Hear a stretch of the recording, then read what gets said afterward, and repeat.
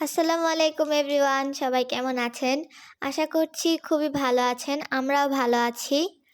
আজকে নতুন আরেকটি ব্লগ নিয়ে হাজির হলাম। আজকে দুপুরে রান্না হবে পাঁচমিশালি শাক। আমাদের পাশের জমিতে আম্মু কিছু গাছ লাগিয়েছিল, সেইখানে এই শাকগুলো হয়েছিল। সেই শাকগুলো আজকে তুলে রান্না করা হবে। এটা হচ্ছে মিষ্টি কুমড়া গাছ, আম্মু এগুলো লাগিয়েছে। ডাঁটা শাক, সাথে পাঁচমিশালি শাকের সাথে কিন্তু ডাঁটা শাকও থাকবে। অনেক সুন্দর সতেজ ছিল।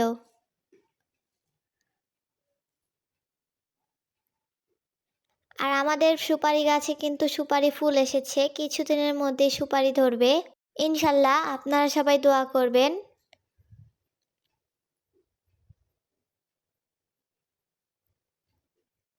এখন হচ্ছে আমি সুন্দর করে ঘরগুলো গুছিয়ে নিব। শুক্রবার হওয়ায় স্কুল বন্ধ থাকায় ঘরের কাজগুলো আমি করে ফেলেছি।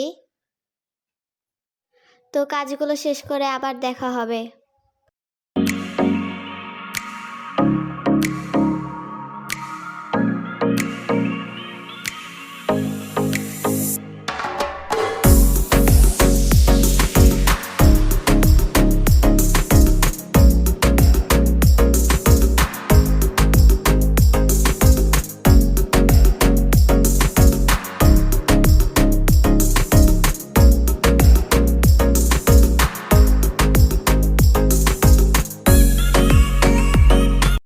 এখানে হচ্ছে পাঁচমিশালি শাকগুলো বাছা হবে। তার আগে আমি আর আম্মু একটু চা খেয়ে নিচ্ছিলাম। সকালবেলা আমাদের চা ছাড়া চলে না, আমরা প্রতিদিনই চা খাই। এখানে চা খাচ্ছিলাম আর গল্প করছিলাম।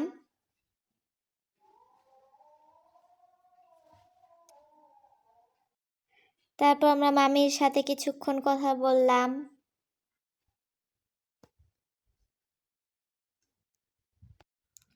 আম্মুর চা খাওয়া শেষ। আম্মু এখন রান্নার জন্য সব কাটা বাছা করবে।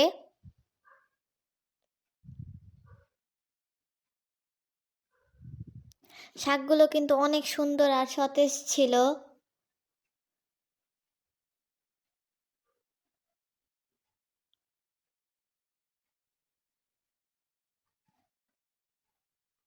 এখানে 3 থেকে 4 রকমের, বাইরে থেকে বেশিও শাক ছিল। এখানে আম্মু কাটা বাছা শুরু করে দিয়েছে।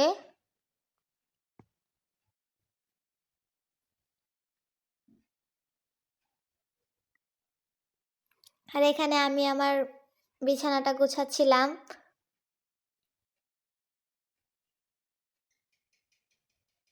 আর এইটা হচ্ছে আমাদের সেই জমি। এখানে আমরা প্রায় 10 থেকে 15 রকমের গাছ, সবজির গাছ লাগিয়েছি।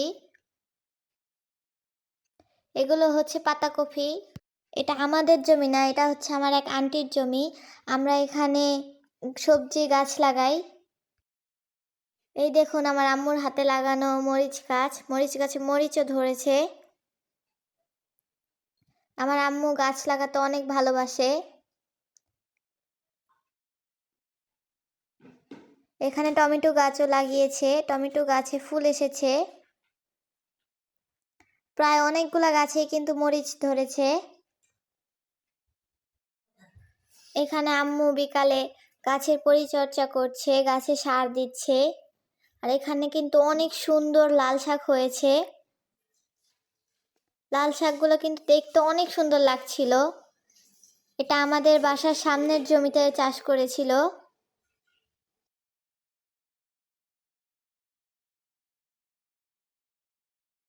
এগুলো হচ্ছে বিকালে নাস্তা খাওয়ার জন্য আম্মু কলার বড়া বানাচ্ছিল। এই যে কলার বড়া কিন্তু বানানো শেষ। খুব মজাদার ছিল, আপনারাও চাইলে বানিয়ে খেতে পারেন।